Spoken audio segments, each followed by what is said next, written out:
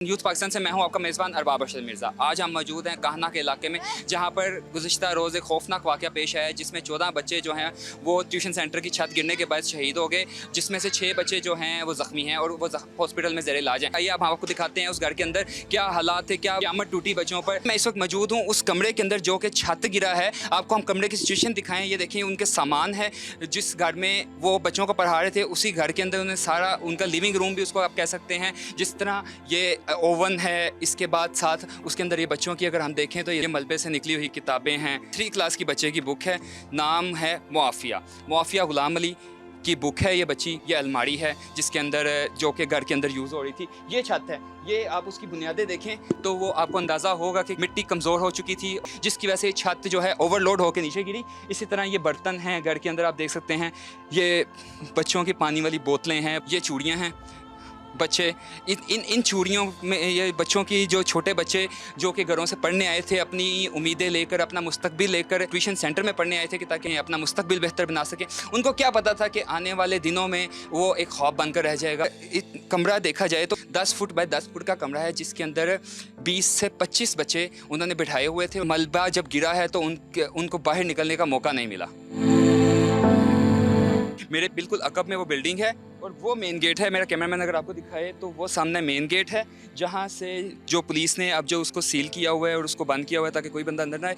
ये उसका कॉरिडोर था और ये कमरा था जिस कमरे में बच्चे बैठ के पढ़ रहे थे। और देखा जाए तो आप उस छत का अंदाज़ा लगा सकते हैं, मिट्टी का छत है, ऊपर उन्होंने सोलिंग भी की हुई है ईंटों के साथ, जो कि कमज़ोर हो गई थी बारिशों के बायस। और आप साइड की दीवार को अगर निशानदेही कर सके, जिधर कूलर पड़ा हुआ है वो दरारें, उधर दीवार जो है वहाँ से बैठ गई हुई थी, जो कि हादसे का सबब बनी। इसके अंदर तकरीबन कहते हैं 20 से 22 बच्चे के 25 बच्चे मौजूद थे, जबकि 6 ज़ख्मी हैं। ज़ख्मियों को जो तिबी इमदाद देने के बाद हॉस्पिटल से उनके घरों में मुंतकिल कर दिया गया है। हालांकि उसके साथ वाला जो घर है उसकी इमारत को देखा जाए तो उसकी छत भी काफ़ी ख़राब है, उससे मुल्हिका ही मकान है, सेम दीवार है, उसके ऊपर भी लकड़ी का छत है, मिट्टी का छत है, जो कि कमज़ोर हो चुका है। जिस वक्त हम एक ऐसी फैमिली के साथ मौजूद हैं जिस घर के 7 बच्चे थे, जिसमें से 3 जाँ बहक हो गए और 4 ज़ख्मी हैं, जिसमें से एक बच्चा जो है वो चिल्ड्रन हॉस्पिटल में ज़ेर इलाज आई। उनकी फैमिली से, उसकी नानी से पहले बात करते हैं, उनसे पूछते हैं तो उनसे जानते हैं। जी बताइएगा, आप मुश्किल में तो हैं, तकलीफ़ में हैं और इस चीज़ को हम समझ भी रहे हैं, तो आप क्या कहती हैं कि जो ज़ख्मी हैं उनके ऊपर आप क्या कहेंगी कि उनकी हालत कैसी है और आपको कैसे है? हॉस्पिटल वालों को उन्होंने पट्टियाँ वगैरह की हैं, लेकिन मेडिसिन कोई नहीं दी। नहीं दी, नहीं कोई मेडिसिन नहीं दी उन्होंने। और उनकी ये मरहम पट्टी करके छुट्टी दे दी है, घर आ गई हैं। तो अभी बच्चियाँ जो है वो डरी हुई हैं, घबराई हुई हैं, क्योंकि छत उनके ऊपर थी, वो बेहोश हुई निकली थी वहाँ से और उनके मामू ने निकाला। तो मेरा सवाल है कि आपको बिल्डिंग का पता था कि वो घर कच्ची है? हमें नहीं पता था, हमें नहीं पता। हमारे बच्चे 2 साल से पढ़ रहे हैं, वो बच्चे 2 साल से पढ़ रहे हैं वहीं पे। हमें नहीं ऐसा कोई भी पता था, इस बार में ज़रा सा भी नहीं पता था। हमें पता था हम बच्चों को भेजते नहीं। 2 साल हो गए वहीं पे पढ़े हैं। टीचर भी सही थी, टीचर से भी कोई मसला नहीं था हमें, वो भी अच्छे तरीके से गाइड करती थी, अच्छे तरीके से पढ़ा रही थी बच्चों को।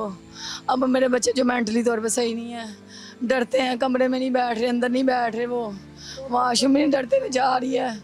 और जब गिरी है तब वो चीखें मारती रही है, अंकल मुझे बचा ले, अंकल मुझे बचा ले। और जो जिसकी डेथ हुई है वो बच्ची उसको ही कहती रही, अपनी कज़न को ही, फरिया मुझे बचा लो, फरिया मेरा सांस बंद हो रहा है, फरिया मुझे बचा लो। पता नहीं किस तरह से सिस्कियाँ ली बच्चों ने, कैसे तड़पे हैं वो, कैसे उनकी जान निकल गई।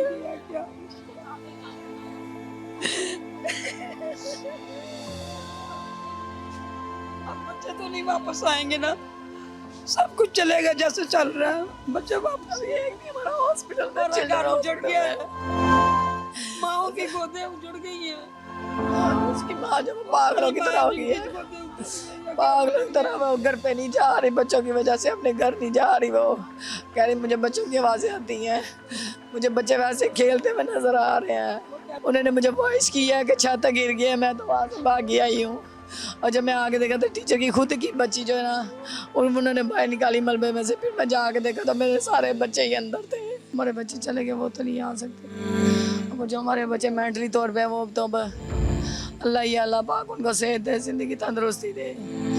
उनको चाहिए आके देखे और ये नहीं यहाँ पे देखे और भी कहीं पे जाके देखे जिनकी छतें ऐसे, जिनके घर ऐसे, उन पे भी तो गौर करे, खाली इस पे नहीं, उन पे भी गौर करे जाके, जो गरीब बेचारे जो वैसे बैठे जिनकी छतें हैं ही नहीं। तमीर करवा दे, करवा दे। ऐसा गरीब है नहीं करवा सकते। हम तो परेशान है ही हैं, हमारे तो बच्चे चले गए दुनिया से। मरियम नवाज आ रही हैं लेकिन वो नहीं पहुंची, आज सुबह भी कह रहे थे आ रही हैं लेकिन कोई भी हेल्प के लिए यहाँ पे नहीं पहुंचा, किसी ने नहीं पूछा आगे। नहीं, हमारी कहा जा रहा है कि मरियम नवाज़ जो हैं यहाँ पे विज़िट भी करेंगी, हालात दौरान भी उनके हमरा मौजूद होंगे। हमारी हुकूमत से अपील है कि जो बच्चे ज़ख्मी हैं उनको अब काउंसलिंग की ज़रूरत है, वो डरे हुए हैं, सहमे हुए हैं, बात करने से कासिर हैं और वो ट्रॉमा के अंदर हैं। हुकूमत को चाहिए कि उन बच्चों की देखभाल करे, उनकी काउंसलिंग करे ताकि वो इस ट्रॉमा से बाहर निकलें।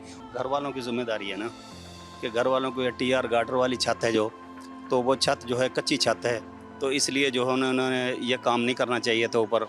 और उसके बाद वो काम करवा भी रहे थे तो सख्त बेवकूफ़ी, मिस्त्रियों की भी बेवकूफ़ी है कि मिस्त्रियों को पता रात दिन का काम करते हैं, वो उनकी पता है कि भाई ये कच्ची छत है, टीआर वाली छत है तो ये वज़न नहीं उठाएगी, तो ये सख्त जो है मिस्त्रियों को भी गलती है। ये मुझसे कोई बात हो नहीं रही सदमे में, क्या बात मैं करूं।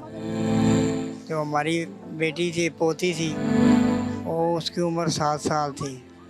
मालिक तो नहीं कहता कि मेरा कोई नुकसान हो जाए, या जो बच्चे भेजते हैं माँ बाप वो भी नहीं कहेगा कि मेरे बच्चे को कोई नुकसान हो जाए। जानबूझ के तो उन्होंने कुछ नहीं किया। जिम्मेदारी असल में ये मिस्त्री को चाहिए था, जब वो काम कर रहा था ना, उसको चाहिए था कि पहले जो ना सेफ्टी जो ना बच्चों को सेफ जगह पे या तो बच्चों को छुट्टी करवा देते, या कोई उसके मुतबादल जो ना सेफ्टी होनी चाहिए थी ताकि ये जो जितना बड़ा ये हादसा हुआ ये ना होता। इस वक्त हम मौजूद हैं उस कब्रिस्तान में जहाँ पर 14 शहीद बच्चों को दफनाया गया। वो बच्चे जो अपना रोशन मुस्तकबिल का ख्वाब लिए ट्यूशन सेंटर के, और एक रात में एक ही झटके में वो मन और मट्टी तले जा सोए। अपने घर वालों का ख्वाब लिए, अपने घर वालों को रोशन मुस्तकबिल दिखाते हुए वो इस दुनिया से कूच फरमा गए। हमारी दुआ है कि अल्लाह उनकी मग़फ़िरत फरमाए और उनके घर वालों को सब्र जमील अता फरमाए।